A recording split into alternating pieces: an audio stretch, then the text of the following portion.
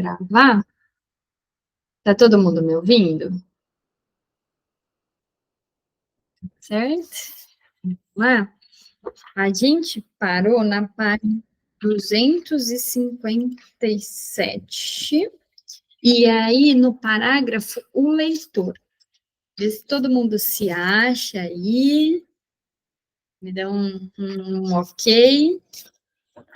Tomar uma aguinha.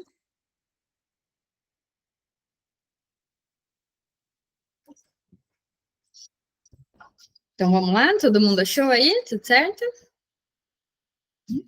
Já falei, vocês não ligam a câmera? Não sei como é que tá, né? Se tá todo mundo aqui, se achou, se tá conseguindo acompanhar. Qual a página do livro? A 257, e aí a gente vai começar no terceiro parágrafo, que começa com o leitor. Obrigada. Imagina. Oi, Bruna. Oi, E aí no PDF, qual é a página? Alguém sabe? Alguém sabe aí no PDF? PDF eu não sei. Se alguém souber, coloca no chat, por favor. Dá para dar um Ctrl F também, né, para achar. É o leitor mais mundano. Talvez se tu jogar aí a frase já caia na página certinha. Eu acho que é Ctrl F ou Ctrl L, alguma coisa assim. Beleza, Érica. Hoje eu faltei na academia. Vou considerar que eu leio para tudo, tu faz o treino para mim. Não dormi bem, fui dormir mó tarde. Hoje eu acordei, porque hoje eu vou ficar descansando esses músculos. Mas, ó, vamos lá, vou começar a ler, tá bom? O leitor mais mundano poderia ficar atônito e até chocado com os emaranhamentos sexuais em que vivia a jovem Dora. Talvez apenas Arthur Schnitzler, cujos contos e peças desencantados descreviam a intrincada coreografia da vida erótica de Viena, fosse capaz de imaginar tal enredo.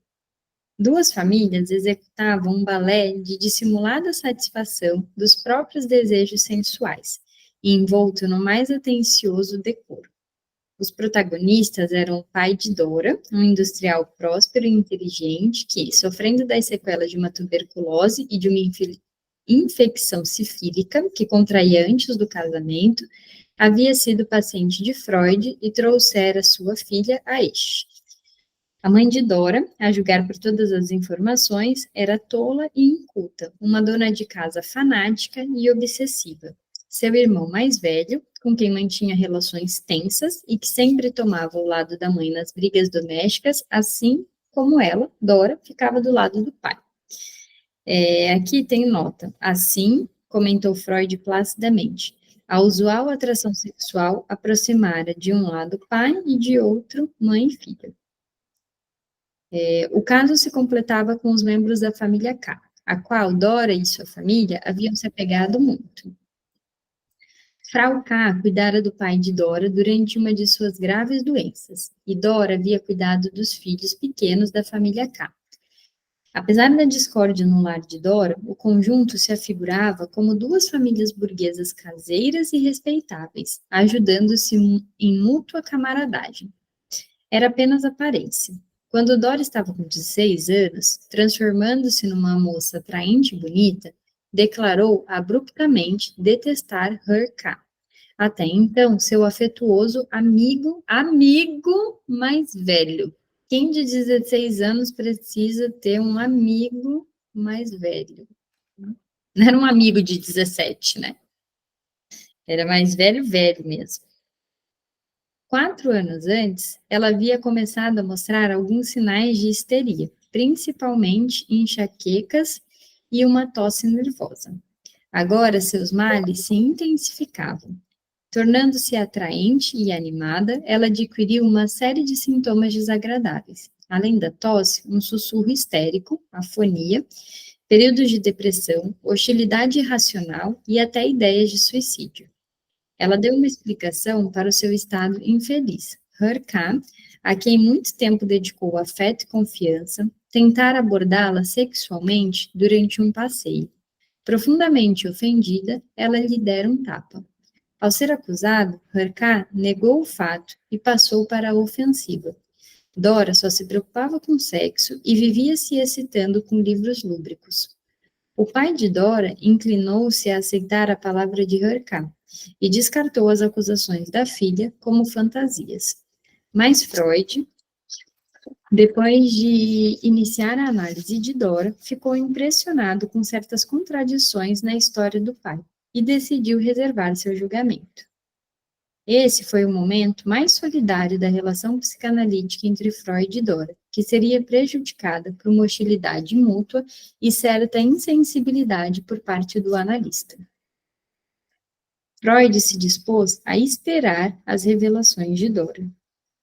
A espera foi frutífera. O pai de Dora, conforme se revelou, só havia dito a verdade acerca de uma coisa: sua mulher não lhe proporcionara satisfação sexual.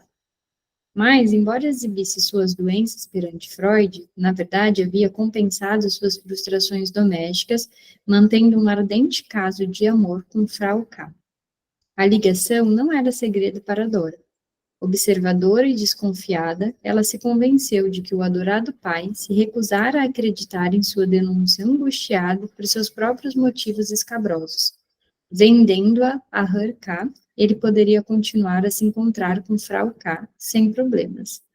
Mas havia ainda outras contracorrentes eróticas. Ao descobrir a verdade desse caso ilícito, Dora se converteu semiconscientemente em cúmplice.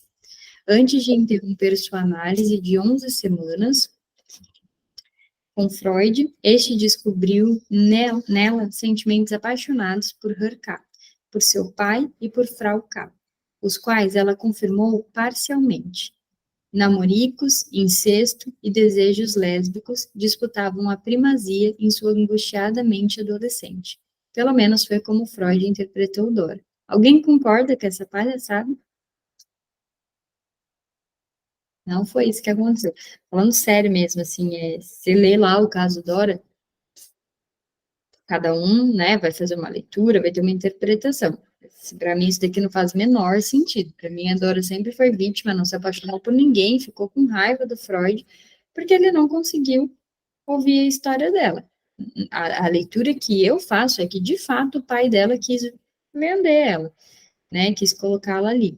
Inclusive, tem um livro que eu amo muito, 2 livros, na verdade, que são muito, muito bacanas. A Poli perguntou aqui, por que desejos lésbicos? O Freud pirou na batatinha e achou que a Dora estava apaixonada pela mulher, né, pela mulher do Sr. K. E que aquilo era um ciúme que ela sentia do pai dela estar se relacionando com a senhora K, porque ela é que queria estar se relacionando com ela. Não foi a leitura, assim, que eu fiz. E aí, os livros, são 2 livros que eu já indiquei bastante. Um se chama não é a primeira, A Pequena Coreografia do Adeus, e o outro se chama Se Deus Me Chamar, Não Vou. Vocês conhecem os livros, já ouviram falar? A Ju já, né? Os 2 livros, eles contam a história de adolescentes em relações familiares conflituosas.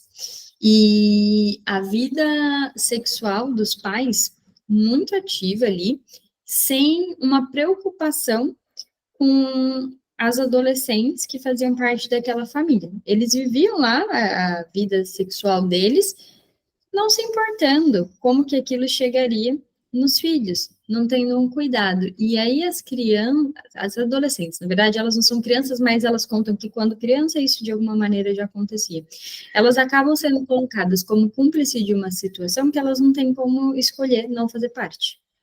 Eu não sei se vocês já viram isso, já ouviram isso, já vivenciaram algo assim, mas no consultório não é incomum pessoas que relatam que o pai traía a mãe, que a mãe traía o pai, e levavam a criança junto, levavam o filho junto, ou faziam de um jeito que os filhos ficavam sabendo, como uma moeda de troca mesmo. Vou te levar até o parque, aí lá no parque a mãe fica com um homem X ou com uma mulher X, sei lá, né, com uma terceira pessoa ali que não é o companheiro, que não é a pessoa com quem o filho a ver, né? Não, nem sempre está nesse lugar de pai, mas às vezes, sei lá, a mulher é casada com um cara que é padrasto da criança, mas ela trai e leva o filho junto e o filho presencia aquilo. É uma questão muito traumática, muitas vezes, porque a criança vê algo do qual ela não pode fazer muita coisa. E aí, nos livros, eles trazem a personagem num lugar de impotência, que muitas vezes é também como a gente vê os pacientes que relatam cenas desse tipo. E acho que a Dora também, nesse lugar. É uma impotência, você não sabe se conta ou se não conta. E aí, eu fico pensando, né, uma criança que vê o pai traindo a mãe ou a mãe traindo o pai, o que que ela faz? Em que posição que ela fica? Porque se ela conta, ela trai também, não é? A criança fica naquela posição. Se conta, trai. Se não conta, trai também. Porque se conta, ela trai quem traiu. Se ela não conta, ela trai quem não está traindo. E aí o filho participa de algo que ele não tem escolha. Isso daqui parece que foi o que aconteceu lá no caso da Dora, mas não parece que foi a leitura, então, que o Freud fez da situação. Não sei se vocês já leram o caso Dora, se isso que eu estou trazendo para vocês, né, de um recorte do que aparece na clínica, se vocês já ouviram algo assim, mas esses livros trazem bem uma possibilidade de pensar nessas situações e no quão trágico isso pode ser. Vamos lá. A proposta amorosa de Herká na avaliação de Freud, de forma alguma, bastaria para explicar os ostensivos sintomas histéricos de Dora, que haviam surgido antes que ela se ressentisse com a traição mesquinha de seu pai. Freud achava que tampouco um incidente traumático anterior revelado por Dora poderia ter provocado a histeria. Pelo contrário, ele via sua reação como uma prova de que a histeria já estava presente ao ocorrer um incidente. Quando Dora tinha 14 anos, 2 anos antes de Herká tentar sua contestada investida, ele a abordou de chofre em seu escritório. Abraçou-a de repente e a beijou-lhe apaixonadamente os lábios. Ela reagiu a essa investida com repugnância. Freud interpretou essa repugnância como uma inversão de afetos e um deslocamento das sensações. Todo o episódio lhe pareceu uma perfeita cena histérica. O avanço erótico de Herká, disse Freud claramente, era certamente a situação que suscitaria numa garota inocente de 14 anos um claro sentimento de excitação sexual, em parte provocado pela sensação do membro ereto do homem junto a seu corpo. Mas Dora havia deslocado sua sensação para cima, para a garganta. Freud não estava insinuando que Dora deveria ter se rendido às importunações de Herká aos 14 anos de idade, ou ainda nesse sentido aos 16, mas achava simplesmente óbvio que tal incidente devia gerar certo grau de estímulo sexual, e que a reação de Dora foi um sintoma de sua histeria. Tal leitura deriva naturalmente da postura de Freud como detetive psicanalítico e crítico da moral burguesa, disposto a escavar sob as superfícies sociais polidas e convicto de que a sociedade moderna era encoberta por uma combinação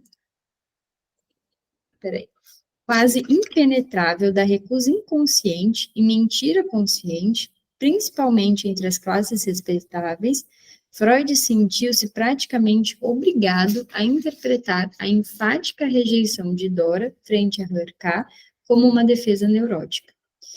Ele havia conhecido o homem e considerara-o, afinal, uma pessoa agradável e elegante. Mas a incapacidade de Freud em penetrar na sensibilidade de Dora indica uma falta de empatia que marca a forma como abordou todo esse caso.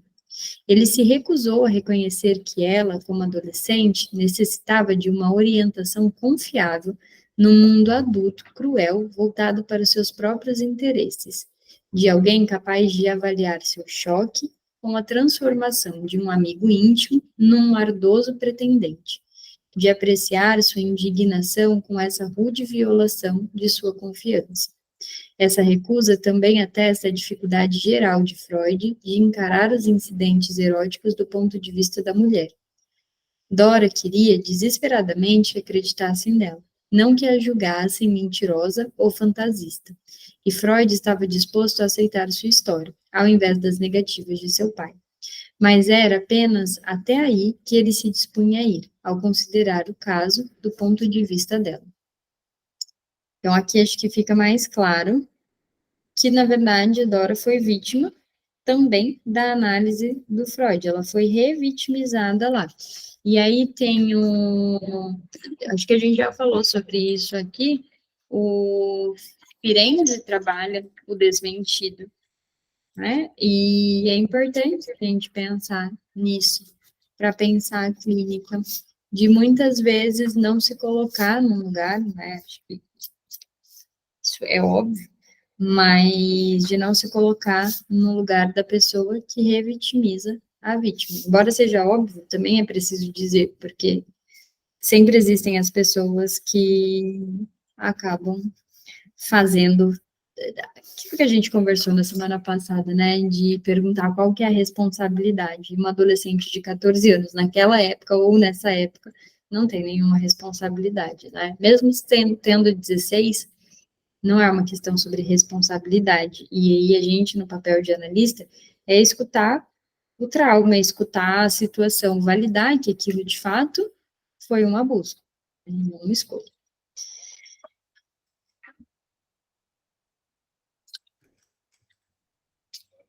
As agressões sexuais de Hurkacz não foram as únicas cenas no drama de Dora, cujas implicações Freud não conseguiu explorar de modo compreensível. Quase que por princípio disposto a não aceitar as dúvidas de Dora a respeito de suas interpretações, ele se manteve pronto a ler suas negativas como afirmações veladas. De acordo com a sua prática naquela época, depois bastante modificada, Freud apresentou interpretações imediatas e categóricas. Então, isso aqui também é importante frisar, né, que depois houve bastante modificação, né, aquilo era um caso inicial. Insistindo que ela estava apaixonada pelo pai, ele tomou a negativa extremamente enfática dela como prova de que sua hipótese estava correta. O não que se ouve de um paciente, quando se apresenta pela primeira vez sua percepção consciente com um pensamento reprimido, apenas registra a repressão e seu caráter decisivo, e, por assim dizer, dá uma medida de sua força. Se não se toma esse não como a expressão de um juízo imparcial, do qual o paciente de fato não é capaz, se não se o leva em consideração e prossegue-se com o trabalho, logo surgirão as provas de que não, em tal caso, significa o desejado sim. Freud, assim, abria-se à acusação de insensibilidade e, pior, de pura arrogância dogmática. Embora ouvinte profissional, agora não estava ouvindo, mas forçando as comunicações do analisando dentro de um molde pré-determinado. Essa pretensão, em grande medida, implícita de uma potencial onisciência, atraía a crítica. Sugeria a certeza de Freud de que todas as interpretações psicanalíticas são automaticamente corretas, quer o analisando aceite-as ou rejeite-as. Sim significa sim, e não também significa sim. Aqui tem uma nota de rodapé. Freud, nessa época, não enfrentou os perigos de uma tal posição, só o faria explicitamente muitos anos depois. Se o paciente concorda conosco, escreveu um de seus últimos artigos em 1937, parafraseando algum crítico não nomeado. Então, está bem, mas se ele nos contradiz, é apenas um sinal de sua resistência que novamente nos confirma.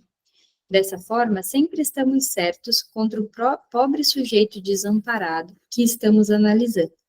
Qualquer que seja a sua atitude que ele possa tomar em relação às nossas atribuições. E citou, em inglês, o provérbio que diz, cara, eu ganho, coroa, você perde, como um resumo do que geralmente se pensa a respeito do procedimento psicanalítico. Mas, na realidade, contestou ele, não é assim que os analistas trabalham. Desconfiam tanto das afirmativas quanto das negativas de seus analisandos. Esse texto se chama Construções em Análise.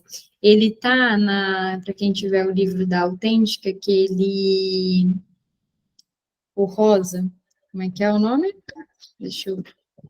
Fundamentos da Clínica Psicanalítica, lembrei. Esse. Todos aqueles textos, já disse isso também, né? Mas todos aqueles textos vale a pena ler, porque mostra da onde o Freud saiu e aonde ele chegou. E aí mostra bem essa construção, assim, de que a psicanálise no começo podia estar nesse lugar de fazer o que ele fez com a Dora, mas vai para um outro lugar completamente diferente, que é o que a psicanálise que a gente conhece hoje. As interpretações de Freud dão a impressão de que ele via Dora não tanto como uma paciente pedindo auxílio, mas antes como um desafio a ser vencido. Sabe uma outra coisa também que eu fiquei pensando aqui? Depois me sinalizem, tá? Se está fazendo sentido para vocês. Eu vejo a cara de vocês, não sei. Mas fiquei pensando que, às vezes, quando a gente está no começo da prática, é comum que a gente queira enfiar o paciente na teoria e não o contrário.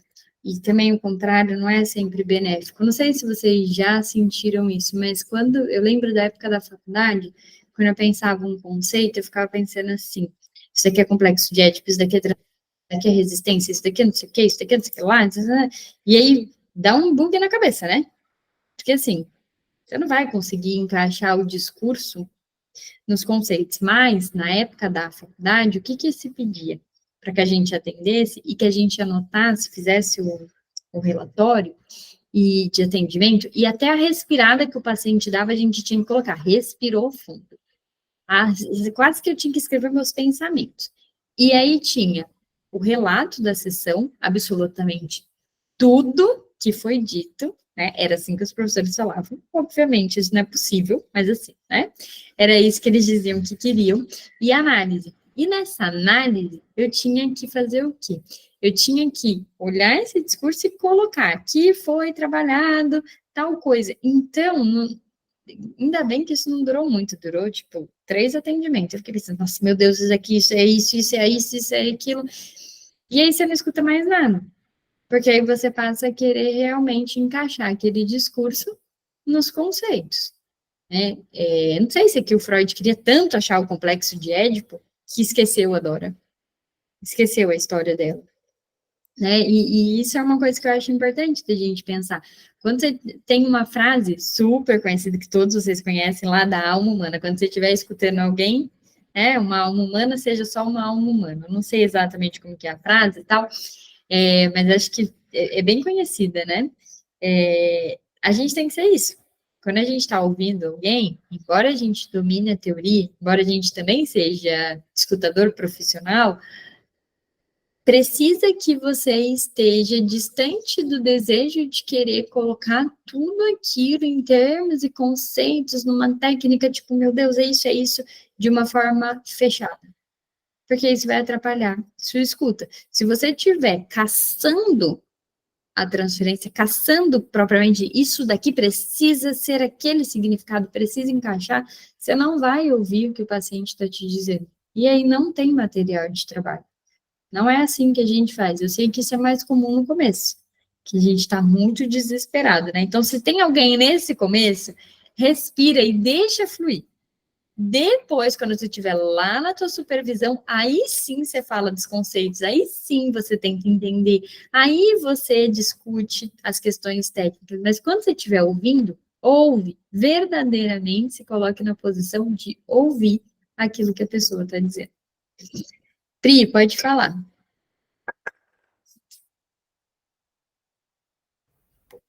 Eu, essa semana, estava lendo um texto para formação que, te ouvindo, assim, lembrei muito, que é da Ana Cláudia Meira, que eu gosto muito. E ela disse, assim, decore a teoria de cabo a rabo, e aí, entre parênteses, como se isso fosse possível, porque, né, sabe que não é. E sim, depois, quando tu estiver na frente do teu paciente, esquece tudo, né? Que eu acho que é exatamente isso que tu tá falando.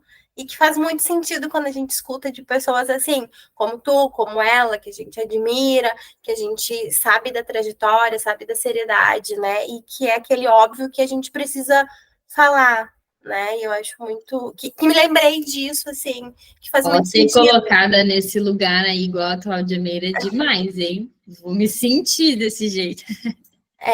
Né, Bru? A gente sabe que é pra... Ela é maravilhosa. Tá até aqui o livro dela. Ai, gente, esse livro, para quem pensa, relações mães e filhas. Nossa, é muito bom. Eu já tive aula com ela. Ela é maravilhosa. Vale muito. E ela, assim, e agora, te ouvindo, tu falando dela, ela é assim, tipo, que nem tu, ela é aqui de Porto Alegre, eu também, né? Eu encontrei ela num evento, e assim, ela é muito humana, e eu fico muito viu? encantada. Realmente vou ficar me sentindo desse jeito. E eu fico muito encantada quando eu vejo, assim, profissionais tão humanas, sabe? Que conversam com a gente e traduzem isso que tá aqui nesse livro gigante, porque... a gente precisa dessa tradução de vocês, né? E é bom, né, Pri, que a gente possa falar assim, sabe que eu buscava muito isso na minha formação, falar com pessoas, com psicanalistas que eu admirava, mas que falassem de um lugar simples, assim, sabe? Às vezes eu fico tentando falar algumas coisas, já falei isso para vocês também, né, que nem quando a gente está discutindo o caso Dora, e eu tomo cuidado com as palavras, porque aqui não é o lugar da gente entrar profundamente nos conceitos, aqui também não é um lugar onde eu posso trazer recorte clínico para que a gente entenda, e para mim a melhor forma de explicar as coisas é entrando em recortes,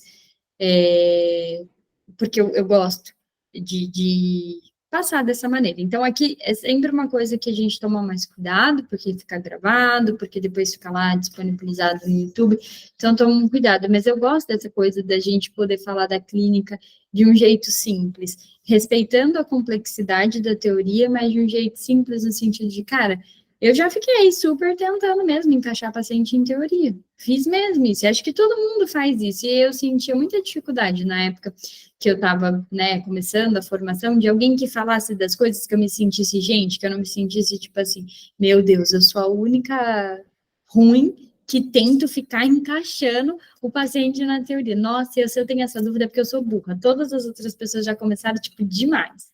E eu tento sempre, sabe, trazer isso muito da verdade mesmo, de como eu me sentia. Eu realmente acho que isso fortalece a gente de, bom, tipo, tem outras pessoas que fazem isso, então é normal fazer isso. Eu preciso sair desse lugar, né? Não é nunca a gente estacionar, tipo, beleza, se alguém erra, eu vou errar também, mas de, tá, sai desse lugar mesmo, até chegar num outro lugar. Enfim. Acho que tem isso e consumam um trabalho da Ana Cláudia, assim, ela é muito boa mesmo, super acessível, uma querida, né? Ela tem Instagram, eu não lembro agora como é que tá o arroba dela, mas eu mandei aqui no chat o nome. E para quem se interessa de temas de mãe e filha, esse livro dela é muito bom. Ela faz um estudo sobre o livro Duas, da Eliane Brum, que é outra também sensacional, que esse livro é muito bom, gente, muito bom, muito forte, de uma história, assim, sofrida mesmo, de mãe e filha. Vale a pena a leitura dos dois, assim, super indico. Olha, pode falar. Bruna, esse texto agora que a gente leu, né, essa parte da bibliografia, veio na hora certa, sabe? Eu estou fazendo um curso numa escola de psicanálise aqui em Cuiabá, e a gente viu esse caso da Dora. E aí, foram em 2 aulas, na primeira eu não tinha lido nada, então eu só fiquei ali meio sem saber direito. E aí, para a segunda, eu fui ler. E eu falei, o que é isso aqui? Eu fiquei, gente... Que palhaçada é essa, né? Pois é. E na primeira aula tava todo mundo falando bem. Todo mundo falando assim, nossa, foi tão bom ler, tal, Freud assim, assim, assim. E eu falei, vou terminar esse texto, que é mais de 140 páginas, eu acho. Falei, não, vou terminar para na próxima aula perguntar tudo, que eu fiquei em dúvida, que não faz sentido. Só que eu comecei lá, o pessoal falando, né? Todo mundo, não tinha uma única pessoa que estava pensando, pelo menos, da forma como eu li aquele texto. Eu falei, cara, eu devo estar errada nisso aqui, igual você falou aí. Eu falei, não é possível que todo mundo entendeu, menos eu. E assim, nossa, deu super a calhar. Ainda mais essa parte que eu até te perguntei, do porquê os desejos lésbicos. Porque não faz sentido. Não faz. Simplesmente não faz. Ele errou feio com a Dora. Uhum. Assim, eu acho um texto, um conjunto de texto muito bom. Mas não para fazer, é para ver o que não é para você fazer. É muito bom para você saber. Nunca faça isso com o paciente. E, claro que para a construção ali do teu saber psicanalítico é muito rico, porque a gente precisa ter acesso a esse Freud também, né? Não só um cara que só acerta, porque ele não só acerta. Acho que isso é importante da gente ver que ele errou e construir algo a partir do erro dele. Mas esse caso é uma tragédia com ela.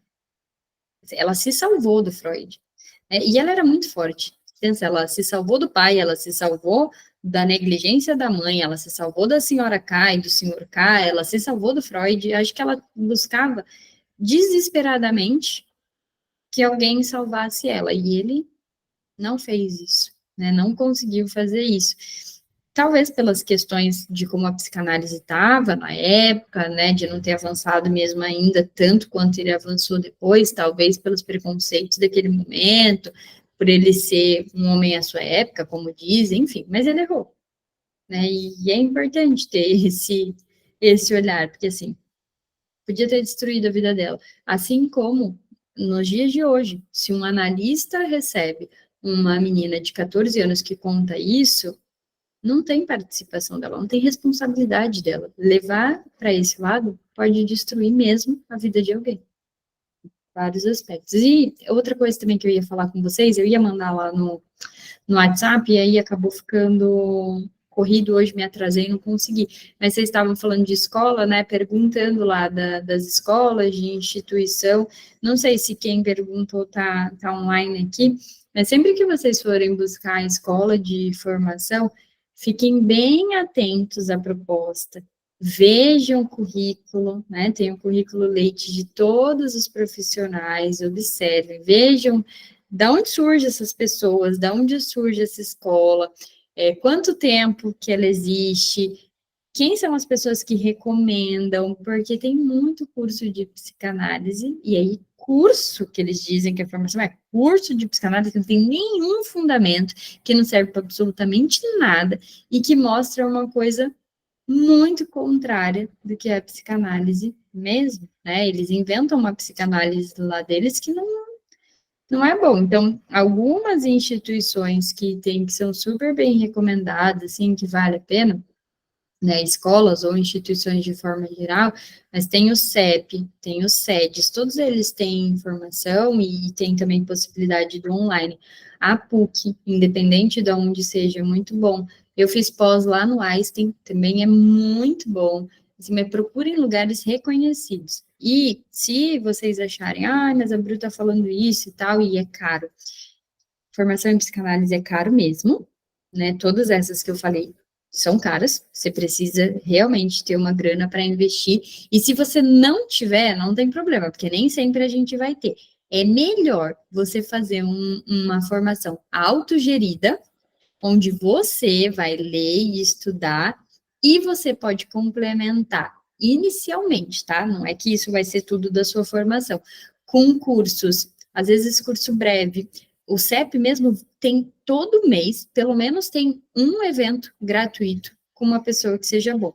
Aqui no YouTube, né, aqui não, é quando está disponibilizado lá, existem muitos professores que fazem esse trabalho de vídeos de ensino de psicanálise, isso é uma coisa que vocês podem recorrer. Existem muitos grupos de estudos hoje que são divulgados lá no Instagram por vários psicanalistas que, de fato, vão te ensinar a psicanálise. Eu já falei o nome de vários aqui, mas aqui mesmo tem o Christian Dunker, que todo mundo já deve conhecer, o canal dele no YouTube, tem o Fábio Belo, que eu já indiquei, que eu amo, adoro as aulas dele, ele é mais lacaniano, mas para quem gosta, né, a Casa do Saber tem cursos gratuitos, que tá o Alexandre Patrício, a Ana Sui, que são muito bons, e também lá você pode assinar, e tem um valor bem ok, assim, aí não é uma formação cara.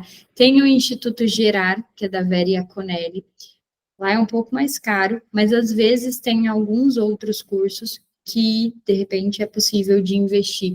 Mas grupos de estudo, de modo geral, não são valores caros, como das escolas, como a formação, e pelo menos vocês vão estar fazendo com uma pessoa séria. Mas olhem o currículo, tá? Não é número de seguidores. Ah, mas a fulano tem 100 mil seguidores. Então, não importa. Às vezes ele só é legal, mas ele não é uma pessoa confiável no sentido psicanalítico, tá? Não tem um percurso confiável. É importante olhar isso. Tipo, às vezes a pessoa é super legal. Tem um monte de seguidores porque ela é legal, mas é só isso. Ela só é legal. Não tem um percurso que vai te ajudar na formação. Existem muitas formas de você ter uma formação acessível, que seja ética, sem recorrer a essas escolas de psicanálise que mistura psicanálise com massagem, psicanálise com cartas. Nada contra também, tá? Pedra, carta, não sei o quê. Eu não estudo, mas assim, não dá para misturar. Tá? Não dá para misturar. São outras, você pode fazer tudo isso, mas assim, se você misturar, tá errado. Né? Se existir a proposta que fale sobre isso, foge. Então, a psicanálise cristã, hipnose, cara, vidas passadas, assim, a gente mal dá conta das coisas dessa vida. Se tiver que voltar nas outras, imagina, a psicanálise já é longa dessa vida, gente. Imagina se a gente for pensar nas outras.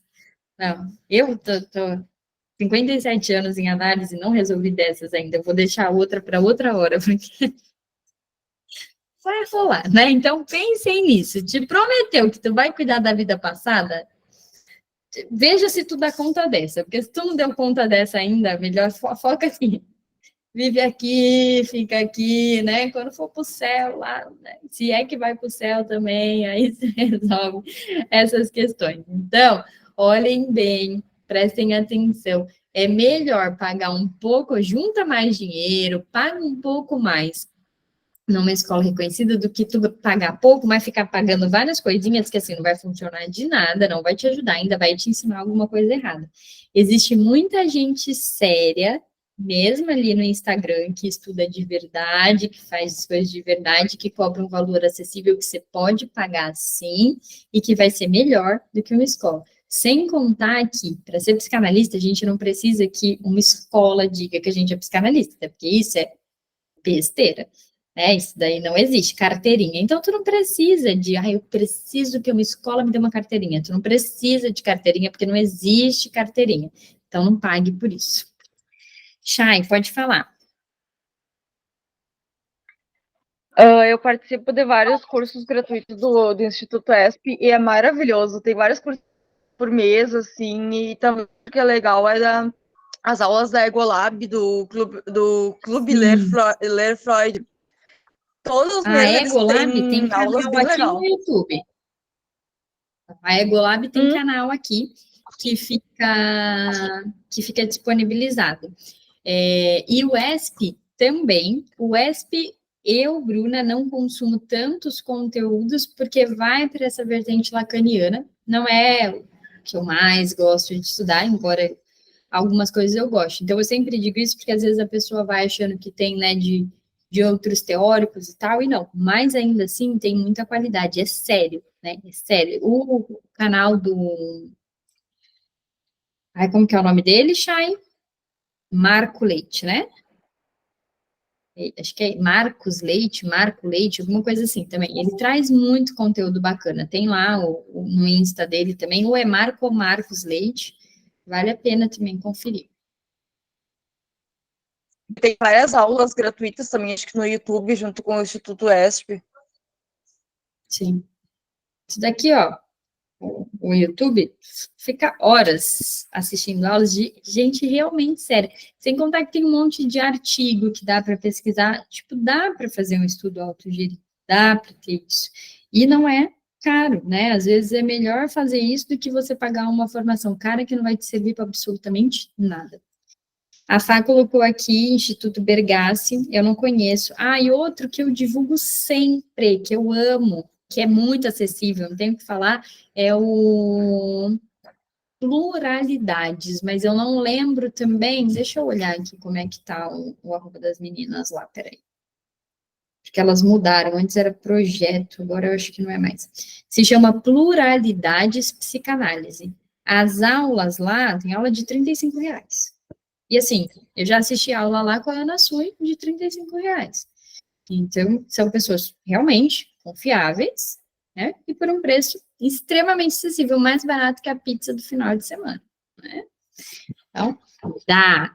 Não é para as pessoas às vezes falam, mas não dá, é muito caro, não. Dá sim. Só que você precisa ter critério. O importante em psicanálise é você ter critério. Veja bem com quem você estuda, veja bem quem você confia. Deixa eu ver aqui se a gente consegue ler. Vou ler mais essa parte.